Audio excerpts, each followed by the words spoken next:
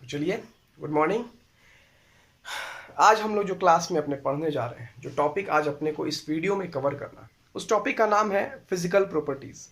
आप इस physical properties को पिछले भी 2 चैप्टर्स में हम लोगों ने पढ़ चुका है, वैसे ही इस चैप्टर्स के लिए भी फिजिकल प्रॉपर्टीज पढ़ना है। तो जब फिजिकल प्रॉपर्टीज के बारे में हम लोग बात करते हैं तो उसके बाद में आपके एक माइंड में एक फिगर बन जाता होगा कि फिजिकल प्रॉपर्टीज, अच्छा इसका मतलब है कि हम लोग इसमें सॉल्युबिलिटी के बारे में बात करेंगे, इसमें हम लोग इसके रिएक्टिविटी के बारे में बात करेंगे, इसमें इसके हम लोग बॉइलिंग पॉइंट के बारे में बात करेंगे, इसके फेज के बारे में चर्चा करेंगे, कौन से फेज में रहता है, लिक्विड स्टेट में है, गैस स्टेट में है, वोलाटाइल है, लेस वोलाटाइल है, सॉलिड स्टेट्स में।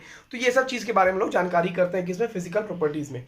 तो आज हम लोग जो फिजिकल प्रॉपर्टीज पढ़ने जा रहे हैं वो कौन से ग्रुप के बारे में पढ़ने जा रहे हैं, जो चैप्टर का नाम है मेरा aldehyde, ketones and carboxylic acid. Very good. तो अब हम लोग पढ़ेंगे physical properties of aldehydes and ketones. तो physical properties of aldehyde and ketones में पहला टॉपिक जो हम लोग पढ़ना है, पहला जो सेक्शन कवर करना है वो है फेज के बारे में। किस चीज के बारे में? फेज। फेज बोले तो फेज का जब बात आता है तो मेरा जो लोअर मेंबर होता है अल्डिहाइड की, यानी कि इथेनल, मिथेनल, जो इथेनल ग्रुप है या मिथेनल है, मिथेनल बोले तो HCHO, ये क्या हो गया? मिथेनल हो गया, जो कि गैस होता है एट रूम टेम्परेचर पे। कैसा फेज में होता है? इज गैसियस एट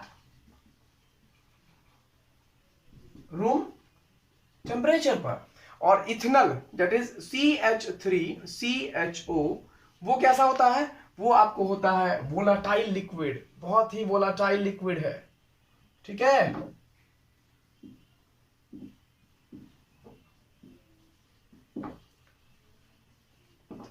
और इसके अलावा जितने भी अल्डिहाइडिक और कीटोनिक ग्रुप है, किसके अलावा? मिथेनल और इथेनल के अलावा जितने भी अल्डिहाइडिक और कीटोनिक ग्रुप हैं वो सारे क्या होते हैं? दे में बी इधर लिक्विड और इट में बी कीटोन्स। या तो वो लिक्विड स्टेट में होंगे या फिर वो फिर सॉलिड स्टेट में रहेंगे। तो ये तो हो गया मेरा फेज के बारे में, या फेज के बारे में हो गया methanal gaseous at room temperature, ethanol होगा वोलेटाइल लिक्विड हो जाएगा, other aldehyde and ketones are liquid और solid at the room temperature. अब बात करते हैं हम लोग जो सेकंड फिजिकल प्रॉपर्टीज की टॉपिक है, वो आती है बॉइलिंग पॉइंट, जो कि बहुत ही इंपॉर्टेंट है। इससे रिलेटेड क्वेश्चंस बोर्ड एग्जाम में भी बहुत सारे पूछे जाते हैं। तो अब हम लोग एक एक करके कवर करेंगे। दूसरा टॉपिक हमारा जो फिजिकल प्रॉपर्टीज में है वो है आपको बॉइलिंग पॉइंट के बारे में। तो अब हम लोग देखते हैं boiling point of aldehyde, that is CHO and ketone. ठीक है, इस चीज के बारे में पढ़ना है। तो इस चीज को पढ़ने के लिए सबसे पहला पॉइंट एक लगा लेते हैं हम लोग। एक तो पॉइंट है इसमें लिखा हुआ कि aldehyde ketones have higher boiling point than of comparable hydrocarbons and ethers, यानी कि boiling point of aldehydes and ketones are higher. Boiling point of aldehyde and ketones are higher as comparable molecular masses of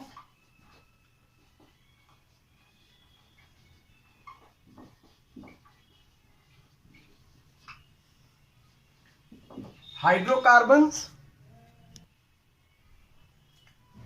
Boiling point of aldehydes and ketones are higher as comparable molecular masses of hydrocarbon and ethers. ठीक है, अब जो समझते हैं क्या कहना चाह रहा है। Boiling point of aldehyde and ketones are higher. Boiling point aldehyde का, कीटोन का हायर होगा।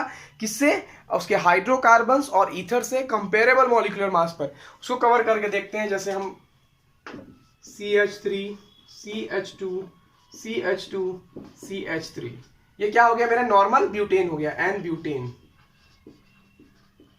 ठीक है, अब यहां पर लेते हैं हम लोग अल्डिहाइड को, CH3 CH2 CH2 CHO, ये क्या हो गया मेरा? प्रोपेनल हो गया।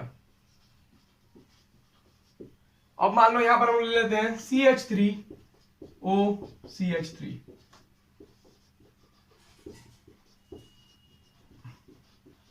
ये हो गया इथॉक्सी इथेन। इस तीनों का मास अगर हम लोग निकाल के देखा जाए तो ये हो जाएगा 58 ग्राम, ये भी हो जाएगा 58 ग्राम, और ये हो जाएगा 56 ग्राम।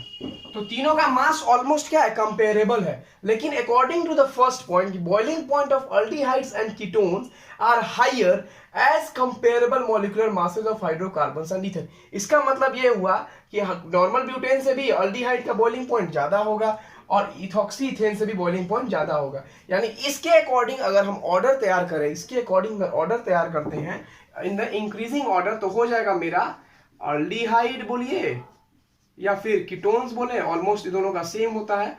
तो इससे ज्यादा होगा फिर तुमको आ जाएगा यहाँ पे ईथर ग्रुप और फिर लास्ट में आ जाएगा हाइड्रोकार्बन।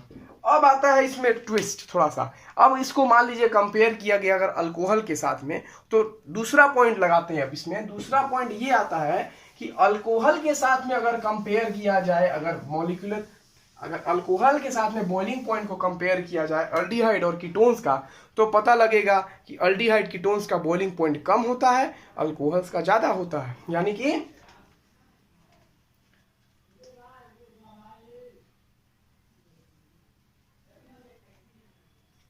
यानी कि क्या हो जाएगा second point, boiling point of alcohols are higher, boiling point of alcohols are higher than those of comparable molecular mass of aldehydes and ketones। यानी कि अल्कोहल का बॉइलिंग पॉइंट ज्यादा होगा अल्डिहाइड और कीटोन से। ऐसा क्यों होता है इसको हम लोग समझते हैं। पहले तो रीजन समझते हैं। बिकॉज ऑफ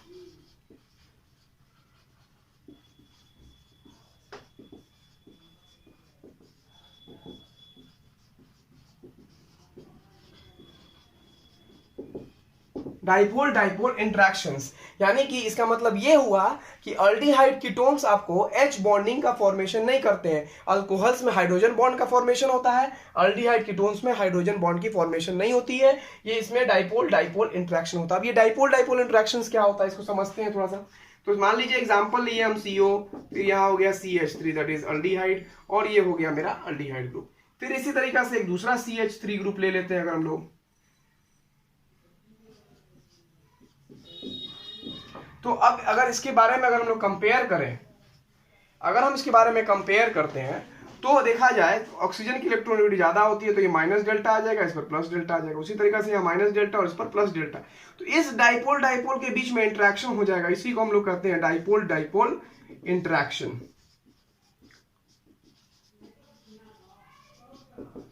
इसी को क्या बोलते हैं हम लोग, डाइपोल डाइपोल इंटरेक्शन। इसमें हाइड्रोजन बॉन्ड की फॉर्मेशन नहीं हो सकता। हाइड्रोजन बॉन्ड का मतलब हुआ कि ऑक्सीजन के साथ में हाइड्रोजन का बॉन्ड बना होना चाहिए। तो यहां पर देखिए ये जो हाइड्रोजन है या फिर इसमें जो हाइड्रोजन है वो आपको कार्बन के साथ जुड़ा है, ना कि ऑक्सीजन के साथ जुड़ा हुआ है, इसलिए इसमें हाइड्रोजन बॉन्ड की फॉर्मेशन नहीं हो सकती है।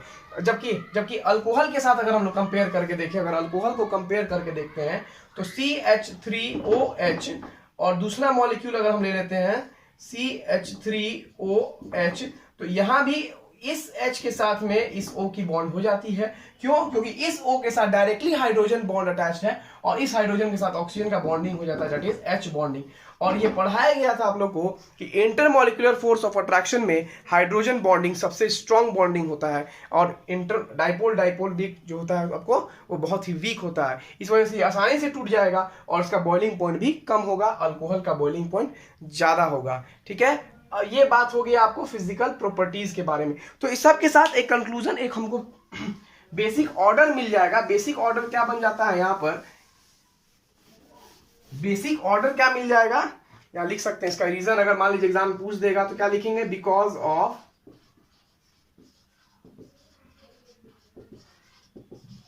Dipole dipole interaction. बहुत बार एग्जाम में पूछ भी देता है कि why the aldehydes and ketones have a lower boiling point than comparable molecular mass of alcohol. तो उसमें लिख सकते हैं कि डाइपोल डाइपोल इंटरेक्शन का फॉर्मेशन हो जाता है अल्डिहाइड कीटोन्स में, और जबकि अल्कोहल्स में आपको हाइड्रोजन बॉन्डिंग होता है। And we know that the कि डाइपोल डाइपोल इंटरेक्शन बहुत ही वीक फोर्स ऑफ अट्रैक्शन होता है as compare to hydrogen bonding. इस वजह से बॉइलिंग पॉइंट मेरा अल्डिहाइड कीटोन्स का कम होता है और अल्कोहल का ज़्यादा होता है। तो इस दोनों चीज़ को अगर हम लोग एक साथ कंपेयर करें, इस दोनों पॉइंट को, point number 1 and point number 2 को दोनों कंपेयर करते हैं, तो एक नया पॉइंट मेरे पास तैयार हो जाता है, दैट इज थर्ड पॉइंट। उसके लिए एक ऑर्डर नया निकल के आ जाएगा मेरे पास कि अल्कोहल्स का बॉइलिंग पॉइंट सबसे ज्यादा होगा, उसके बाद में अल्डिहाइड का, और कीटोन्स दोनों ही लगभग बराबर होते हैं, इसमें अंतर नहीं होता है।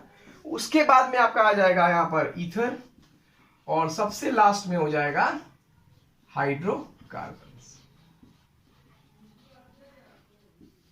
तो ये हो गया मेरा बॉइलिंग पॉइंट के बारे में। अब आती है बात solubility, last topic, physical properties में अब बात करेंगे हम लोग सॉल्युबिलिटी के बारे में। चलिए, सॉल्युबिलिटी से दिमाग में तुरंत आता होगा किसी भी कंपाउंड को पानी में मिलाना। सॉल्युबिलिटी से तुरंत दिमाग में क्या आता है कि कंपाउंड को पानी में मिलाएंगे, पता नहीं पानी में घुलेगा कि नहीं घुलेगा। तो इसके लिए आपको जानकारी है पहले से ही कि like solvent dissolves in like solvent. Like हमेशा लाइक में ही डिजॉल्व होता है, पानी हमेशा पानी में ही, पानी तेल में नहीं घुल सकता क्योंकि नेचर अलग हो जाता है। अब इसी के बारे में हम लोग देखते हैं यहाँ पर सॉलिबिलिटी के बारे में, जो कि हमारा तीसरा टॉपिक है फिजिकल प्रॉपर्टीज का। तो इसमें भी पहला पॉइंट लगाते हैं हम लोग कि smaller aldehyde and ketonic group are soluble in water. क्या है तीसरा पॉइंट का पहला पॉइंट कि smaller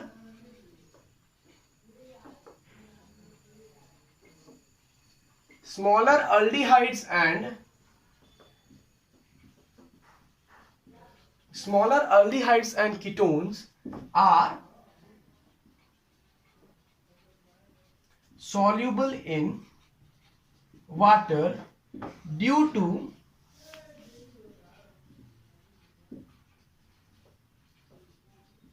formation of H bonding। तो स्मॉलर अल्डिहाइड्स कीटोन्स, मतलब स्मॉलर का मतलब हो गया आपको इथेनल, मिथेनल, प्रोपेनॉन, ये हो गया आपको स्मॉलर अल्डिहाइडिक और कीटोनिक ग्रुप जो कि सॉल्युबल होता है वाटर में। क्यों? Due to the formation of H bonding. अब देखिए लफड़ा यहां तो फंस गया। आपको बताया गया था कि एच बॉन्डिंग अल्डिहाइड कीटोन नहीं करता है, अब तो यहां कह रहा है कि एच बॉन्डिंग होता है। तो इसको समझते हैं हम, एच बॉन्डिंग कैसे करता है। यहां पर देखिए,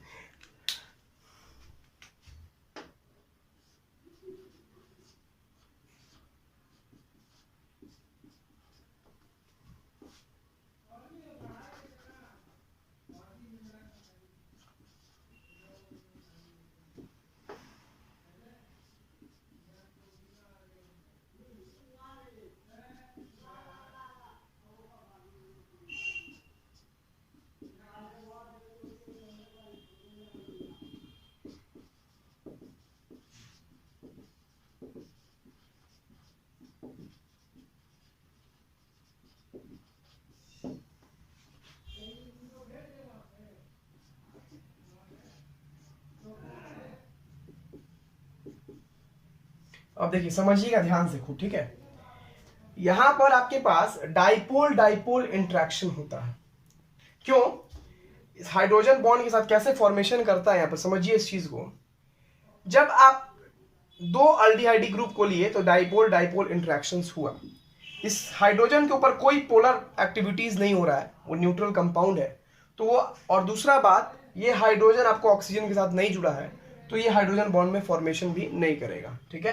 एज कंपेयर्ड, अब हम लोग इसी मॉलिक्यूल को अगर एक अल्डिहाइडी ग्रुप को किसमें मिलाना है, पानी में मिलाना है, तो हम लोग देखते हैं मिलाकर क्या कर रहा है अपन, CH3।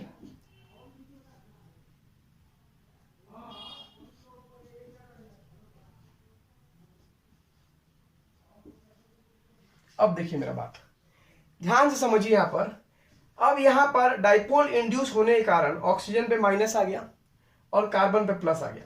ये माइनस और इस हाइड्रोजन का प्लस, H2O मॉलिक्यूल में H क्या है, यहां पर पोलर बॉन्ड है मेरा, ये पोलर बॉन्ड और इसका ऑक्सीजन के ऊपर माइनस चार्ज डेवलप हो गया, dipole dipole.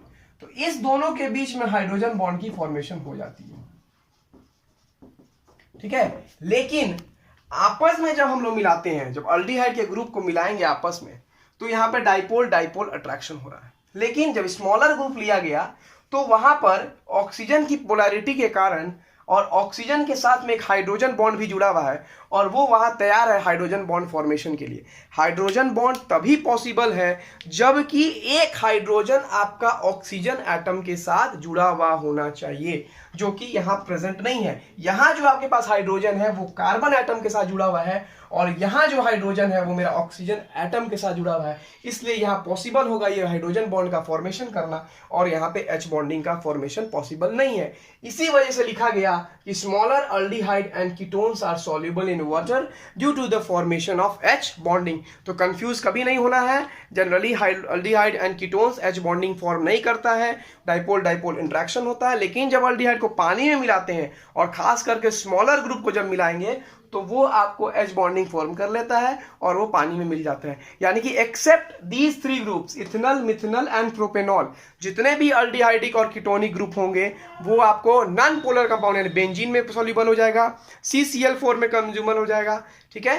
Accept these three groups all aldehydes and ketonic group are soluble in benzene, CCl4 and etcetera, ठीक है। तो ये बात था मेरा सॉल्युबिलिटी के ऊपर। अब लास्ट जो फिजिकल प्रॉपर्टीज में आया आपके सेक्शन में वो होता है स्मेल। स्मेल के लिए अगर बात करते हैं तो अल्डिहाइड कीटोन का स्मेल बहुत ही तीखा, बहुत ही कड़वा होता है, पंजेंट होता है, ठीक है। The smell of aldehydes and ketone are very pungent. Aldehydes and ketones of smaller groups have pungent smell. Aldehydes and ketones smaller group के जो होंगे उनका pungent smell होता है और यही चीज लिख सकते हैं हम लोग, Aldehydes and ketones of higher groups have fragrance smell. यही कारण है कि higher group of aldehyde and ketones किसमें यूज किए जाते हैं, आपको इन द परफ्यूम्स में यूज किए जाते हैं। किसमें?